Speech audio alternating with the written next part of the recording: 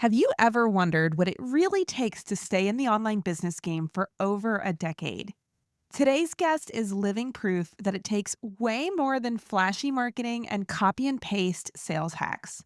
I'm thrilled to welcome back my friend, Steph Gaudreau, strength coach, certified personal trainer, sports nutritionist, and creator of the Strong with Steph Lifting Program. She's also the host of the Fuel Your Strength podcast and someone who I deeply admire for her ability to evolve while staying anchored in her mission. Steph is not only a powerhouse in the health and fitness space, she's also a graduate of my Nourished Business Accelerator program. So I've had the pleasure of working with her behind the scenes as she refined and rebuilt her offers into a business that's both aligned and sustainable for the long haul. In this episode, we're pulling back the curtain on what it truly takes to build a business that lasts, especially in a world where burnout and quiet quitting seems to be the norm. Steph gets real about the highs, the hard lessons, and how she found her footing again after nearly walking away from it all. Whether you're new to online business or, like us, you're deep in the game, but maybe you're feeling stuck, you're going to want to hear what she has to say. So let's dive in. All right, everyone. I am so excited to have with us, I would say back on the show, Steph Gaudreau. Welcome to the Nourished CEO rebranded podcast. Thank you for having me back. It Yeah, feels like it's been a minute and then also years. So it has good to been catch years. up. I don't remember how long it's been since you were on the Fed and Fearless version of the podcast, but I know a lot has changed. Definitely for me. I'm assuming for you as well. The world Yeah. has gone through a lot of things in the last few years. And so I'm excited to have you back. And as I mentioned in the intro for this episode, the reason, other than just adoring Steph and wanting to chat with her and having an excuse to reconnect, one of the reasons I wanted to bring Steph on the show today is because she's one of the few people that I know personally that has been in business for over 10 years now in the online space. I feel like Joel Coleman's like the only other person I can think of off the top of my head who like still has a business at this point. And I feel like there's a special type of resilience and grit and even just like intentionality that has to be in your brain to be able to last that long. Having done it myself, I know the things I've been through and what I've had to push through. So I wanted to bring you on and just really get kind of the pull back the curtain on what does it actually take to be in business for 10 plus years in the online space. Because I think something I've noticed, and we'll see how this shakes out. This is like a conversation I've been having with a lot of colleagues in both the health and the business space. There's a lot of people dropping out of business this year.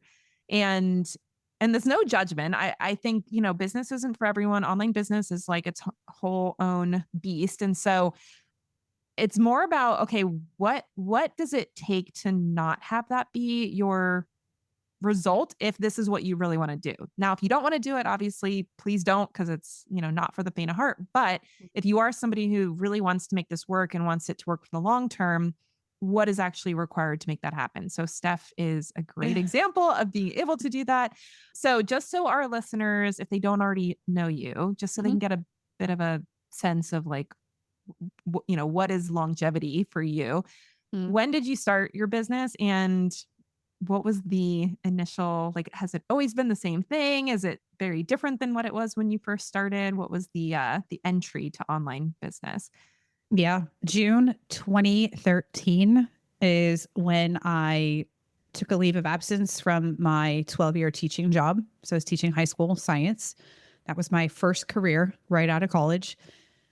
Taught for 12 years, decided I wanted to try something different. And that was taking this blog that I had created and seeing if I could turn it into a full-time gig online. So I asked for a leave of absence from my job and they gave me a year to see what happened. I could come back. So that way I had a bit of a safety net there. But yeah, that was when I left the classroom and really started to go full time into what I was doing. I was blogging on the side previous to that since 2009 actually is when I Ooh, first started blogging. you got So 2 years on me there for the blog. and then in 2011 is when I started my food blog and 2013 is when I went full time. So that's kind of the evolution of that, and it's been 12 years, and it's felt like a blink of an eye and also forever. And now I've been basically doing what I do now for as long as I was actually in my first career. So it's kind of crazy to think about that. But Mhm. things look very different now. I will say one of the things that has constantly been a thread in everything that I've done has been some focus on strength training. So that has not wavered since the very, very, very, very beginning. Previously, I was focused more on recipes. And then in 2018, I decided to rebrand to kind of move in my own direction just as myself. And really focus more on that element, and now that is what I do today. But yeah, there's been lots of changes, shifts, lots of things that I've tried, lots of things that didn't work, some things that did, and it continues to evolve because the online space is always changing. Mhm. One of my friends opened a gym, a jiu-jitsu academy in New Jersey, and he's an amazing coach and teacher, and he said to me something like, "Oh, you've been on Instagram since 2011." That's a long time. "You must have it really dialed in." And I said, "No, not absolutely not, because the platform and how we engage with social media and the functionality and how people connect, and that's always a moving target." So Mhm. no, sometimes I feel like I have no idea what's going on there, but I almost feel like the longer you're in it, it's like you now don't have any clue what's going on because you're like, wait, I got so used to it yeah. working a certain way and now it's not doing that anymore versus people coming in new that they don't know what it used to be and how it used to work.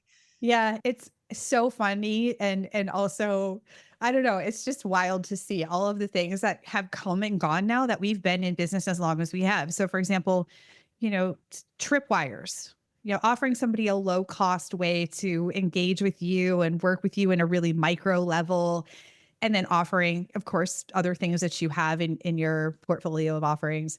That was really popular for a while and then completely disappeared for most of, I feel like, online business, especially in the fitness space. And now it's back. And I'm like, why is everybody Now offering they're a called tripwire? slows, right? The Yeah. self-liquidating offer. So Yeah.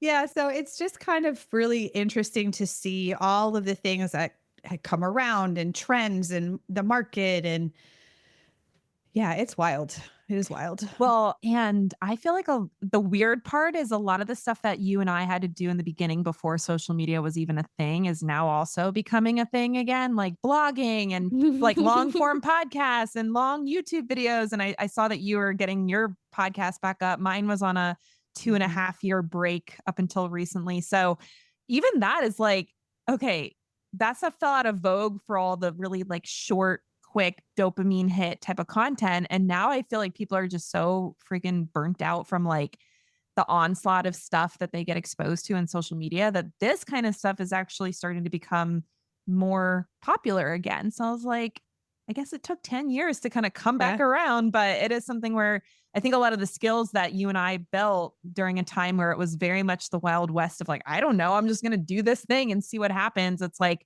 oh, good, it's coming back. So I can like kind of fall back on some skills that were built over the last decade. So it's kind of like a little bit of that. I have no idea what I'm doing, but also I do know what I'm doing and I'm just going to do the thing that I've always done and it actually still works, which is kind of nice. Not exactly the same way, but it still is like relevant. It's not just, it's not like it's Periscope or something that maybe doesn't even exist anymore.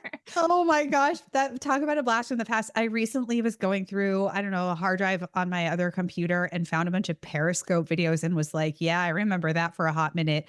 But to your point, I think, and I'll give you an analogy. I tend to dress very not with what's current and like trendy, but I have things that I know I feel comfortable wearing, colors I feel like are complimentary for me.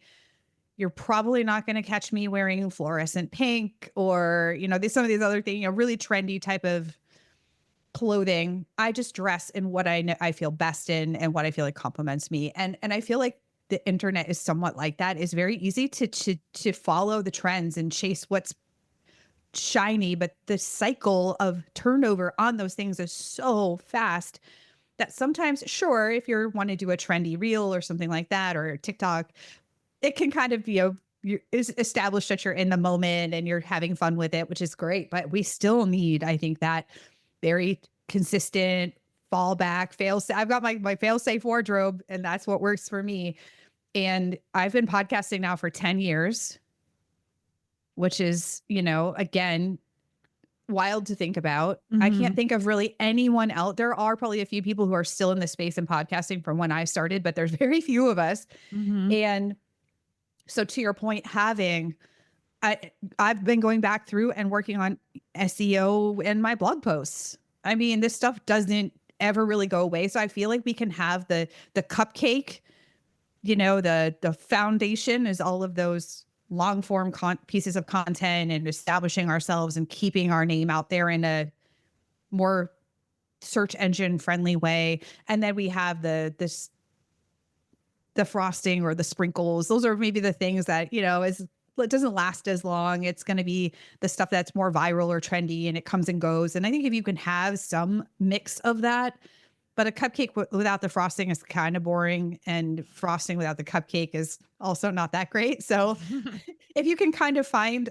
the blend that works for you, but have both of those things, and you're not necessarily maybe going hard on maybe you are going hard on one category at a time, but if you can kind of keep both of them in mind and say, all right, at some point in my year I want to improve maybe some stuff on my blog or get my podcast out there again, but I also need to think about content creation for social. Like it's a juggling act for sure. Mhm. But I think both of them are necessary, at least where we're at right now. Yeah. Well, and I think the thing I really like about long form content creation, specifically podcasting, because even with blogging, I mean, now with ChatGPT, anybody can write a long form piece of content.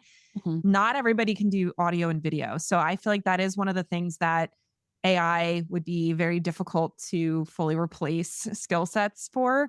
And I think for me, I started podcasting in 2013. So even with my break, that's probably about 10 years, right, of actual consistent audio production. I feel like a lot of it also just comes down to getting better at talking about your expertise. It's not even just that it's SEO optimized or that, you have listeners. Like my podcast does not have that many listeners compared to, I know you have like a lot of downloads on yours.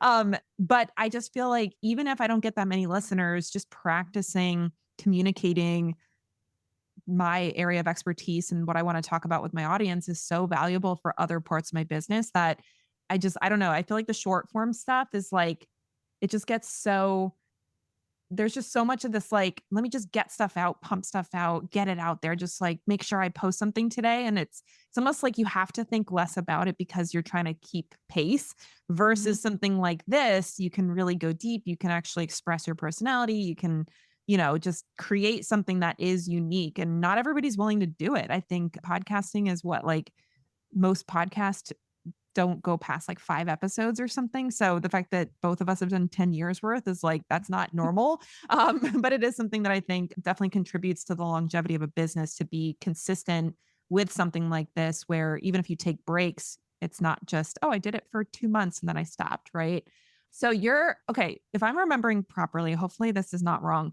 Your blog was originally Stupid Easy Paleo. Okay. And then you rebranded to your personal brand in, did you say 2019, 2017, 2018. 18, 2018? Mhm. Yep. And then we worked together in the MBA program in 2021.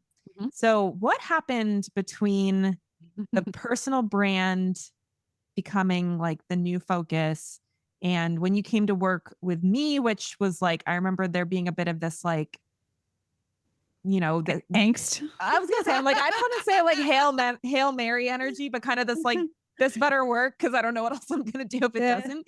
What happened between that period of time? Because before we hit record, we were talking about how after 2020, early 2021, now the business has been from like a program offer, focus perspective, fairly consistent with, fluctuations, but it's not like you rebranded and changed your offer like 10 times or something. What Yep. happened between 2018 and 2021 that could have been the end of your business, but wasn't? I don't want to be Yeah. dramatic, but it might have felt dramatic when Oh, it was happening. yeah, when I say angst, it was I feel like a difficult time for me. I got a book deal, and that kind of started coming about sometime in 2017.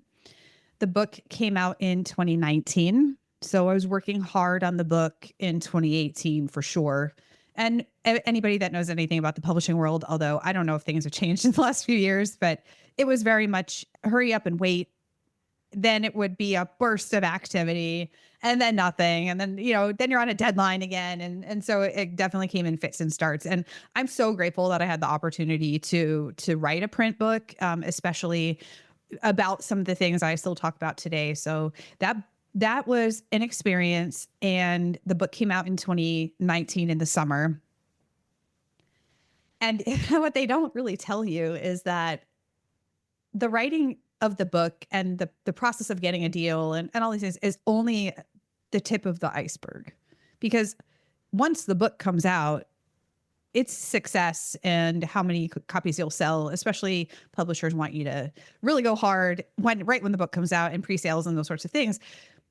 That's all up to you. So I got to a point where, sure, I was promoting the book and doing my best there. And by about the fall, it became clear that this book would not be a bestseller.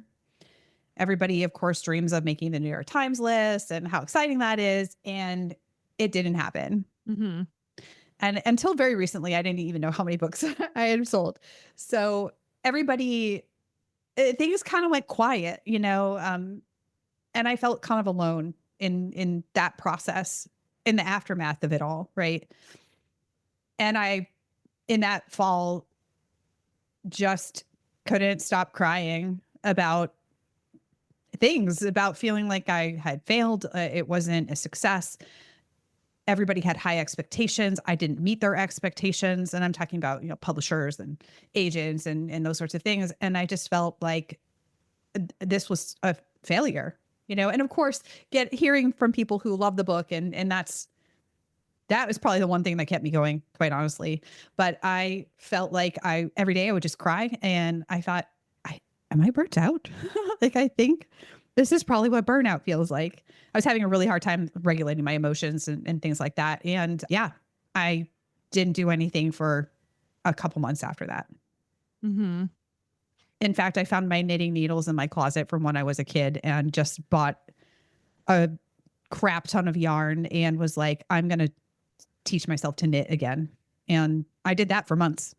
Which honestly is probably the right thing to do after that whole experience, was to do something completely not success oriented and just, meditative almost. My husband calls me the workhorse. And, I just have this strange capacity to be able to output a lot of stuff. And I do think that kind of turned around and bit me a little bit, because I felt really burnt out. I felt really disappointed. I felt like the book was a failure. And so I did that for a while, and then I kind of just floated and then of course the pandemic happened, not too long after that. Mm-hmm. And so it was just such an odd time where I felt like, I don't know what I'm here to do. And this is gonna make me super, it started making me emotional, but I just felt like, I don't know, was everything I felt so strongly about and strength and helping women be stronger and all the coaching I had done up to that point, was it just the wrong direction? And I felt like I had this opportunity in my lap, and I couldn't get it out to more people. I couldn't get the message out. And yeah, it was just a period of soul searching and feeling like, if not this, then what? It was really all I had known for years. And even for me, getting in the gym in 2010 changed my life in such a strong way. And I felt so lost in that whole year. I tried a couple of other things, and I just felt like this just doesn't feel like me.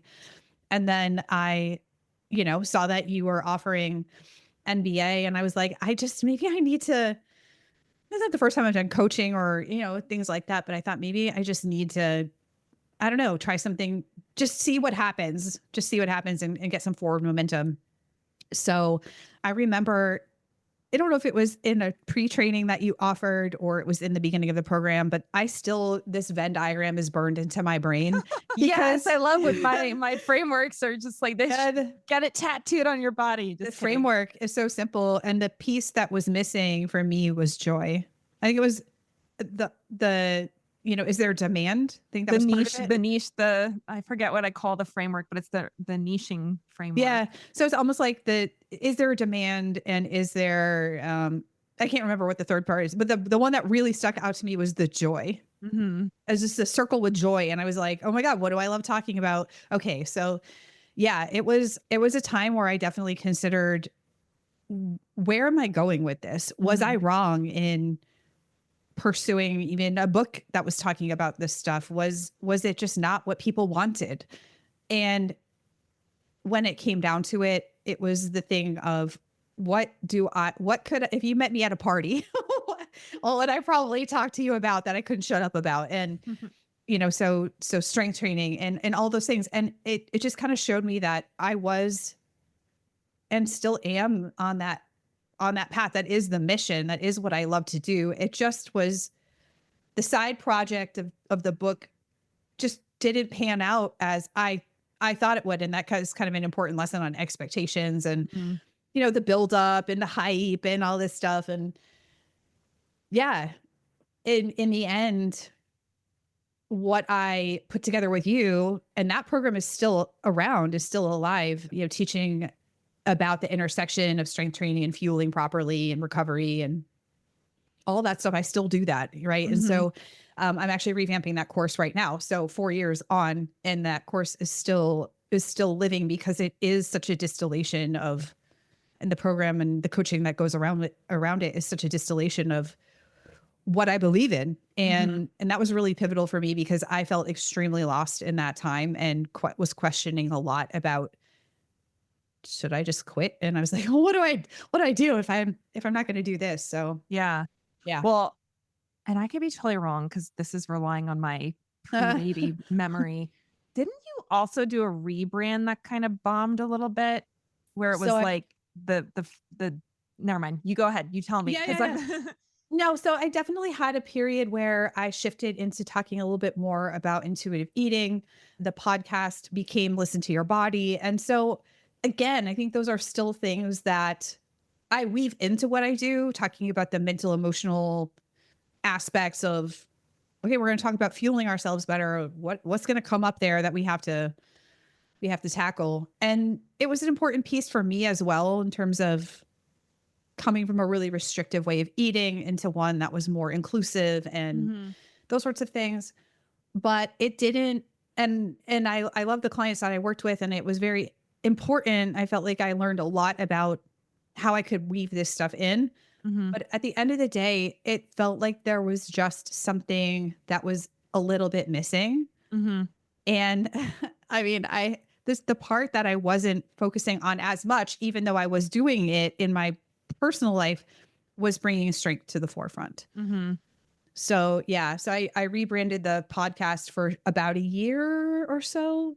It became Listen to Your Body, which is funny because people still, I'll get, random cold emails like, hey, listen to your body. And I'm like, hey, that's not existed since 2020 or Hey, do something. better research, Yeah. cold email sender.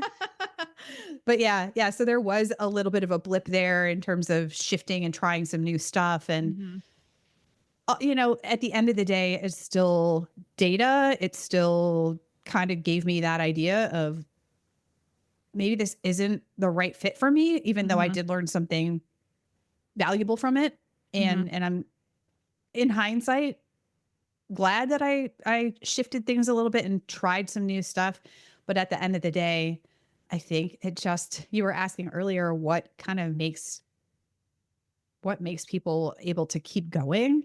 And I just think you have to really love and enjoy the thing that you're teaching or the thing that Mhm. you're offering, right? There has to be some kind of buy-in, that joy piece, like the joy of the mission or how you see it playing out in the world. Like, and do I love every single tiny little detail of like the the day to day of what I do and re-recording videos because the podcast mic wasn't hooked up properly? No, I don't like that stuff.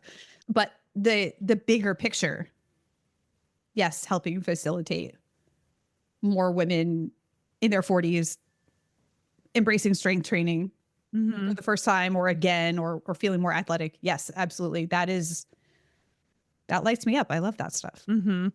So and I could be totally wrong about this. So Mhm. I'm willing to be wrong publicly. The thing that I think with your stuff is that it's not so much that the underlying content or what you do has necessarily dramatically changed. I feel like what has changed that I've seen that kind of was the difference between maybe the book not doing well, the rebranded podcast kind of like, and not really the best thing to move forward with, is more about how it was packaged. Like, I almost Mm. feel like you're still bringing in like the core 4 stuff is still, I'm sure, foundational to what you teach. It's not like you're like, "Never mind, that's not accurate anymore." Like, you probably are still talking about very similar things.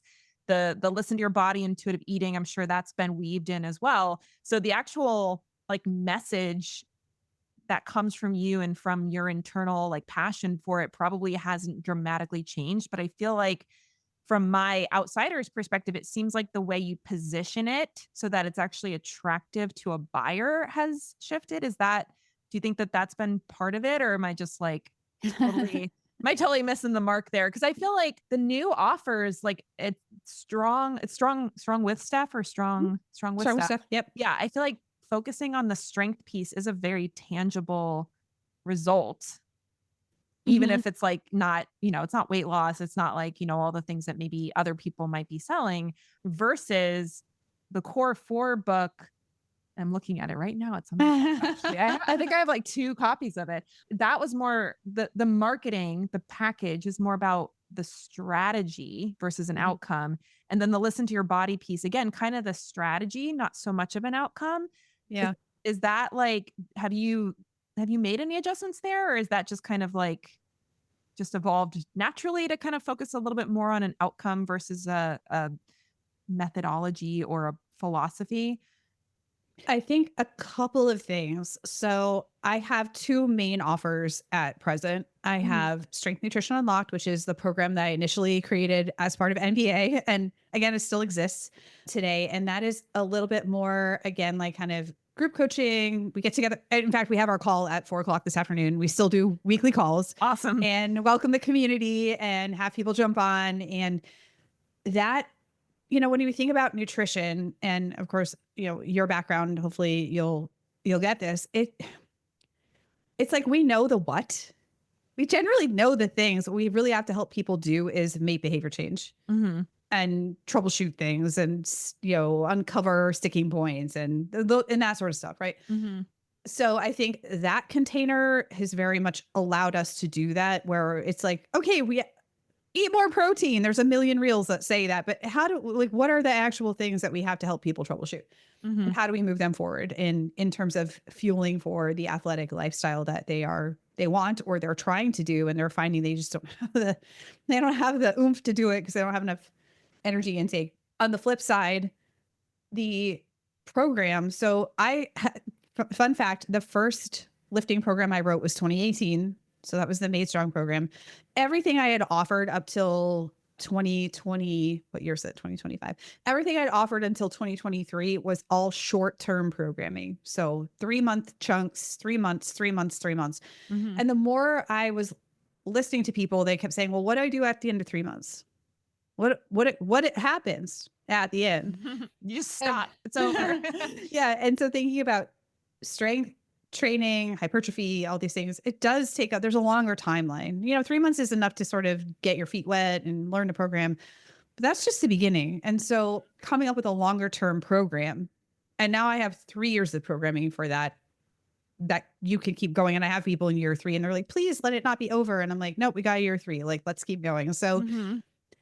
that offer, because programming is always changing and it's not changing every single week, but on a monthly or 6-week basis, we're switching things up, lends itself to more of a subscription model where people can continue to participate in that and keep that going. Mhm.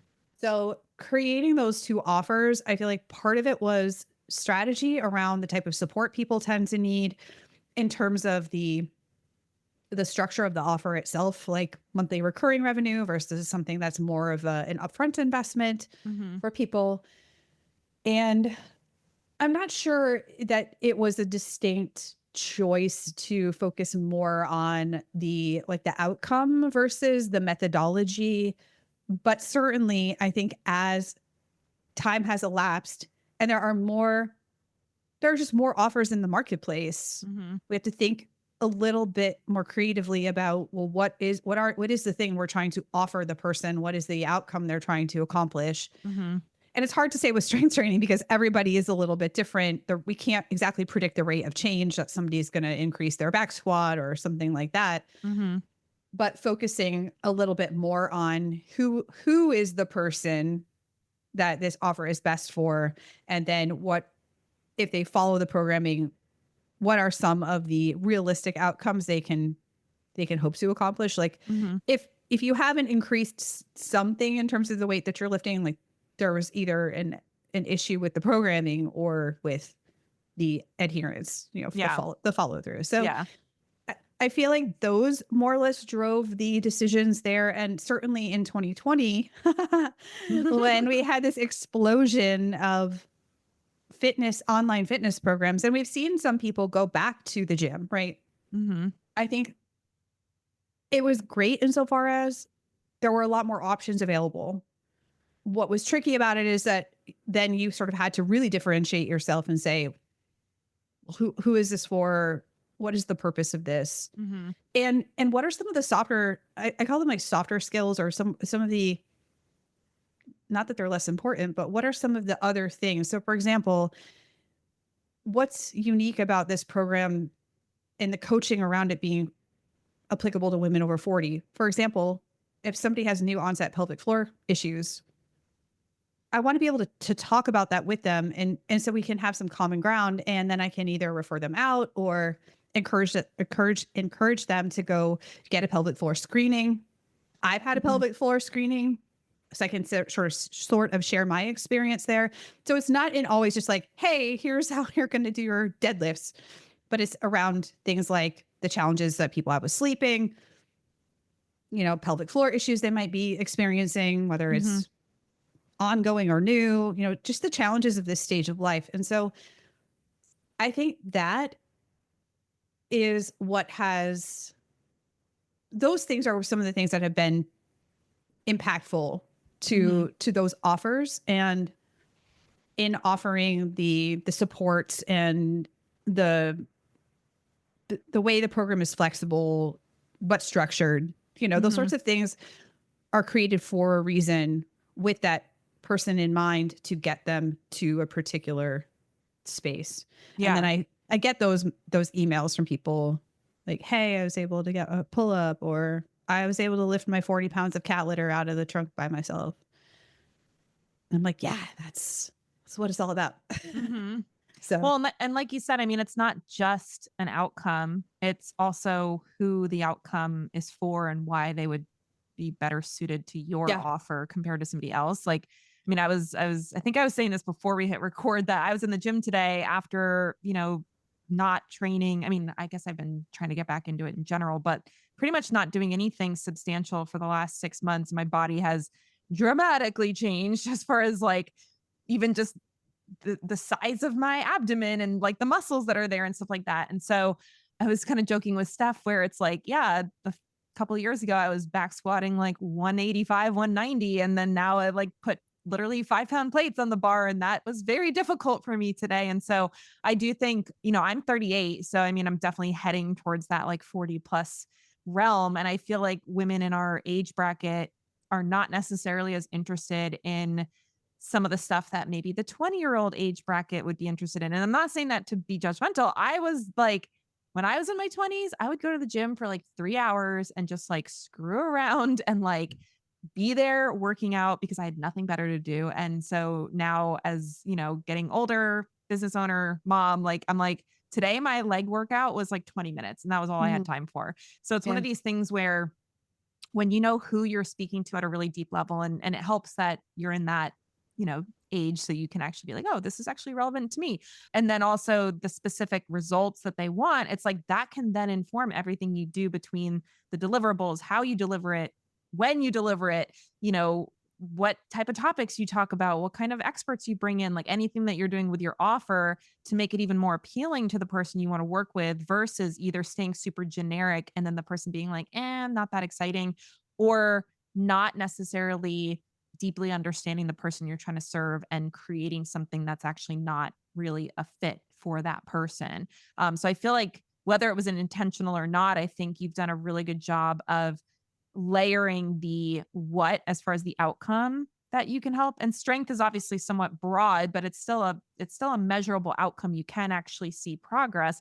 And then the person, the who, why your stuff would be different for someone in their 40s or 50s versus, a person in their 20s is going to have a totally different set of needs and desires. And so I think that makes your program very attractive to the right person and probably creates that stickiness where it's like, well, why would I go anywhere else? Like, this is everything I've needed and it's fully custom to the kind of life that I'm living, the goals that I have. And like I joke with some people around, I'm not currently actively training with my trainer, mostly due to time availability, but I started working out with him in 2014, I think. I didn't go in there with the intention of signing up for 10 years of personal training.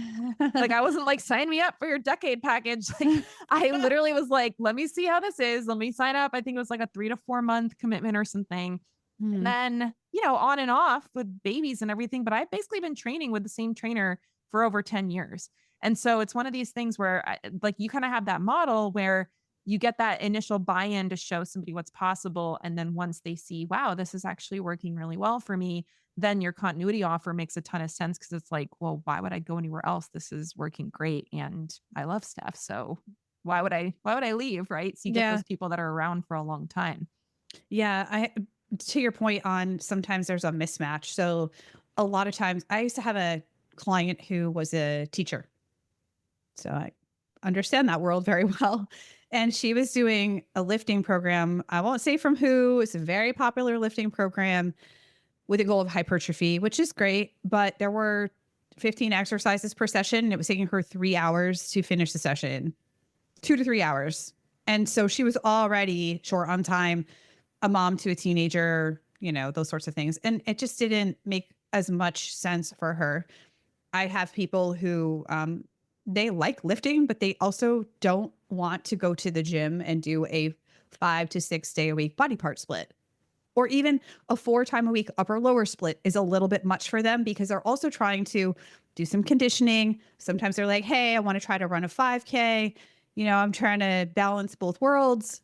And so, yeah, I have a 2 day option and a 3 day option. And people are like, why isn't it 6 days or 5 days? You could certainly do that, but is that practical? And does that match your Mhm. lifestyle and all the things all the plates you're trying to spin in the air? And for, let's say most people in this age group, A it's lot of not plates. super realistic of, Yeah. you have time commitment and like you said, other commitments that people have. Yeah, I mean, even when I was training with my trainer during my last pregnancy, I was only seeing him once a week. Mhm. And I was still getting I mean, I'm sure I could have gotten stronger going 2 to 3 times a week, but I was still making progress. There was still actually, like, measurable gains once a week. Sure, some of the pregnancy hormones were helpful for that, but still, it was something where I was like, "Okay, well, if I can only get out of the house without children or child for 1 2-hour block a week, like, I'm cool with that, that's working for me." So, if I had to go 5 days a week, 3 hours a day, that would literally not even be possible. So, it wouldn't even be an option to even try it, let alone stick with Right. it. So, I do think that's where, with this whole, like, crowded market thing, I I think the thing that most people really need to hone in on is why would somebody work with you over anybody else? And I know sometimes that question can be a little bit like harsh sounding, like why Yeah. me? It can kind of spiral people into some like imposter syndrome type of thinking, but I think it's a really important question to ask because it's like, well, why should they pick you? I ask myself that all the time as far as there's like a bazillion business coaches out there, probably, at least 100 in the health space. Why would somebody pick me? Why would somebody spend money with me? Like, I actually take that very seriously to decide, if somebody's going to spend several $1,000s with me and 6 months with me and they could have gone somewhere else, why should they do it with me? And so I think Mhm. like being able to get really clear about that is something that has to happen. It's not really optional anymore. And I do think you've done a really good job with that. And, obviously the fact that you're still running similar offers, similar programming, similar messaging almost 5 years later, like, that just tells me that you nailed something that really is sticky and is not just, oh, it was hot for a year and then nobody cares about it anymore. And it's something Yeah. that's theoretically should last as long as you want it to last. It's not like people are suddenly going to not care about getting strong, right? There aren't any Ozempic drugs to make you really strong other than I guess testosterone or something. And that's maybe not the route that most people want to go. So Yeah. not a lot of competition outside of what you teach. Yeah. Well, even on HRT, you still need to do your Right. strength training, right? Yeah. Yeah. So yeah, I mean, I think that the tough part is that a lot of tech companies have gotten into the fitness program space. Mhm. They're tech companies first. They just happen to pick fitness as their niche. Peloton is a great example. Mhm. Ladder is a great example. I understand cost is an issue for a lot of people, but we also have to think about value and longevity Mhm. in terms of what is the result, what is the intention, are you seeing value from that? I have clients who say I actually don't do those because it's so inexpensive that I can just blow it off. Mhm. So a little bit more like you pay attention sort of thing. I know there's Mhm. a human being whose face I know I've spoken to personally on the other side. She knows my cat and dog names. She knows how many kids I have. She's there if I have a question about XYZ. So a lot of people, the value is in that more personal connection. Mhm. And I feel like for me also, I mean, you've talked about this in the past and sort of like how much you've invested into all of the things that you've learned, all the training, all the education, and clients get to leverage that for a Mhm. fraction of the price of what it cost you for all of Mhm. the business coaching you've done or all of the certifications, your degrees. Like it's kind of a fast track for clients to get to benefit from that without making those huge investments on their own. So Mhm. I do think that there is an element of really getting honest about cost versus value. What is valuable to you? And to put it really bluntly, I have two clients whose parents just passed because of complication from fall and fracture, Mhm. and they've had to go through seeing their loved ones in hospice Mhm. and how hard that was. And both of them have expressed to me that they know firsthand now how important it is that they keep their bones as strong as possible, that they have decent balance, they're Mhm. strong enough to get around and do things in their daily life, and how impactful that is. And so, I mean, I don't like to harp on those sort of more sad stories, but Mhm. also this is stuff that really impacts day-to-day well-being, quality of life, Mhm. independence.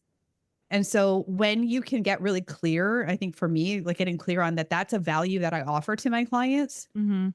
It's so much deeper than like you were saying when we were 20 and we're like, I just want to be like skinny like Paris Hilton or something like that.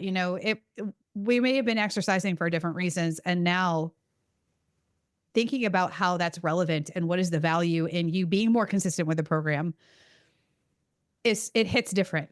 Mhm. It's different.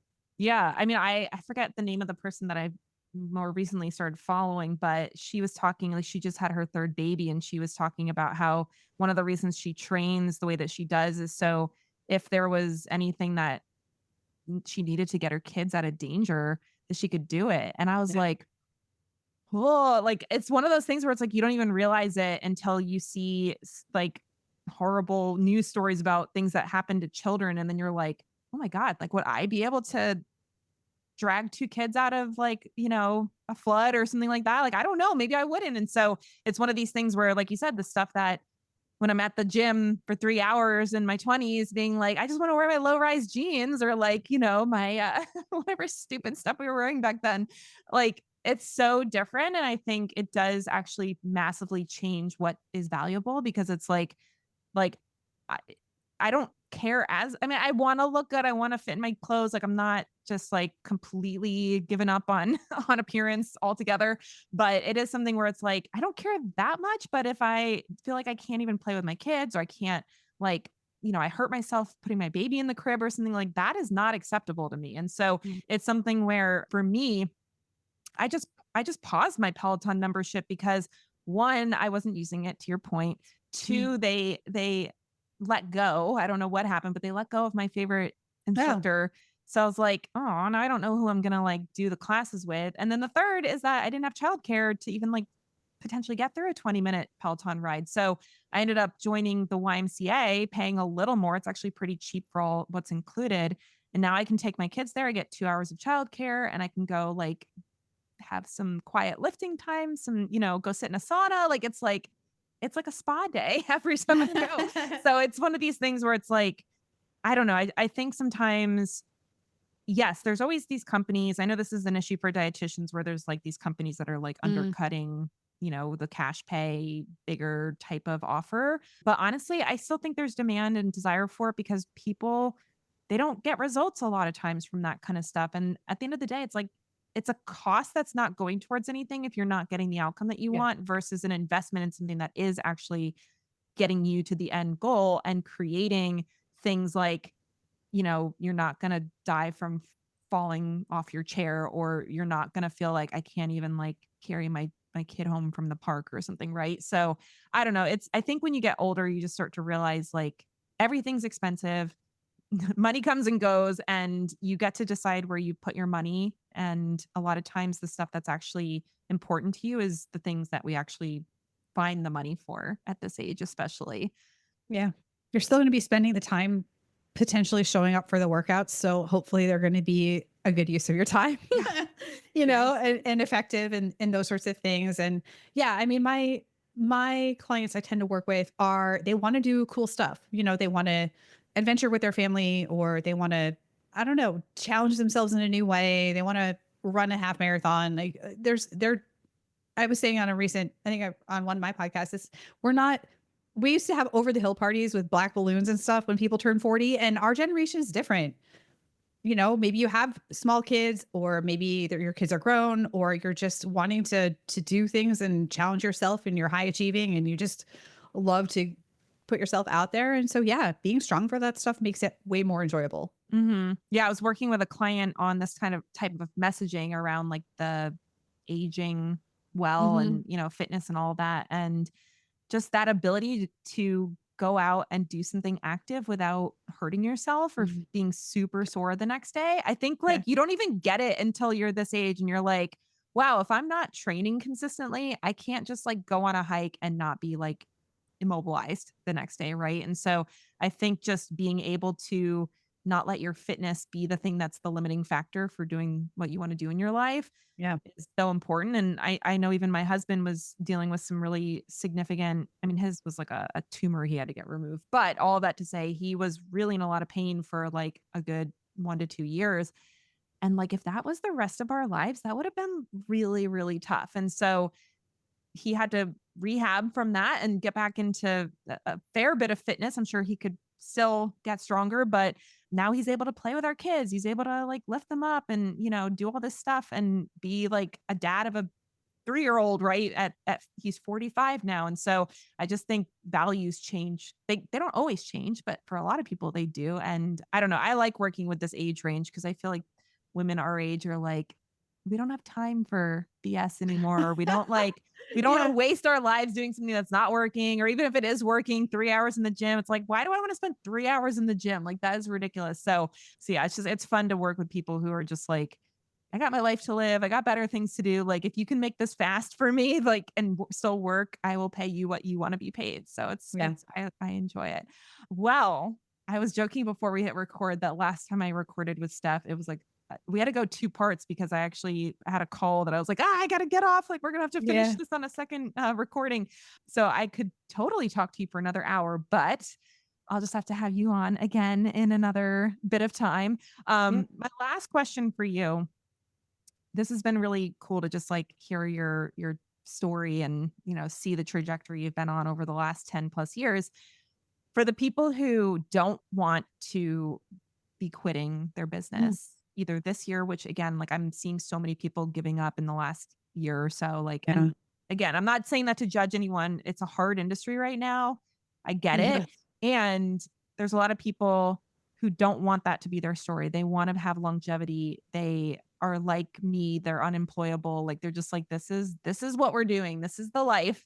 So what advice do you have for them about making this something that's not just like a flash in the pan. Oh yeah, I did that for a year, like an actual thing that's truly something that they can look back on and see the legacy they're creating along with the financial benefits that come from having control of all of all of what you're doing and the amount of money that you're getting paid. Yeah. Ooh, okay. So I think the first thing I would say, and this is from the School of Hard Knocks, is to pace yourself, especially if you are the type of person who has the capacity to output a lot of stuff in one time.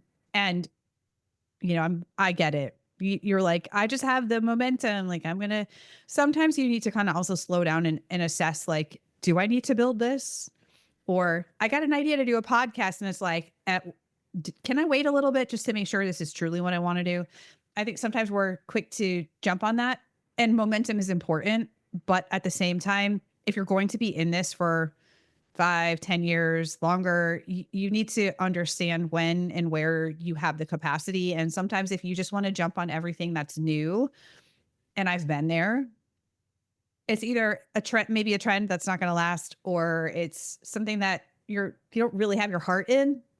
Because if you want something to grow and you want the longevity in it, it has to kind of fit in, I think, into both. Like, you have to have that passion for it, but you also have to be there to continue to nurture it over time. It's not in just the starting. We can all starting is easy for a lot of people. No one thinks about the back end when it's going to be time to retire that thing potentially down the road, or what it's going to take to keep it going. Mhm. And I'm dealing with that in different degrees. And, some of what I'm doing now, where it's like I started pivoting to focus more on one offer. The other offer is still like, if I really wanted to grow, I have to put some energy into that bucket again.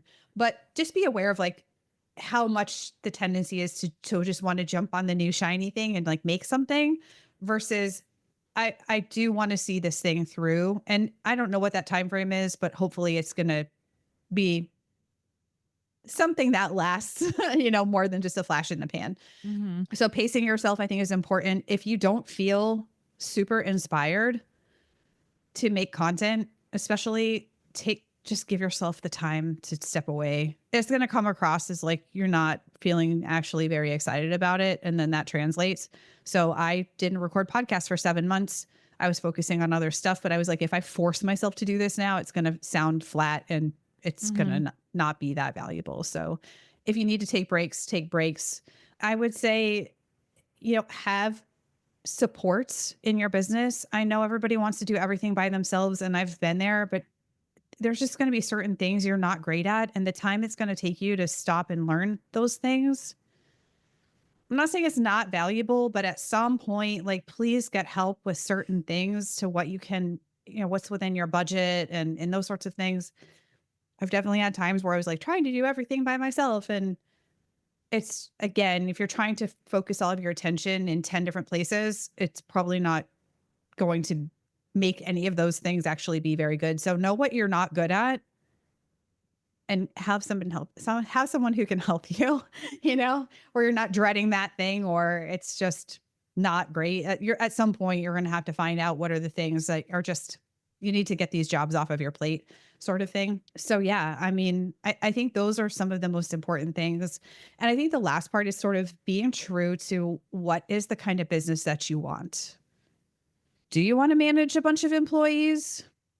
I don't know. Some people really like that. To me, that sounds like torture. I don't want to manage a lot of employees in a large team. And so I've kept my, contractors and stuff fairly, my business is fairly lean in terms of how many people are involved in, how many people I'm supporting with my income and those sorts of things. And I think you have to figure out what that is for you.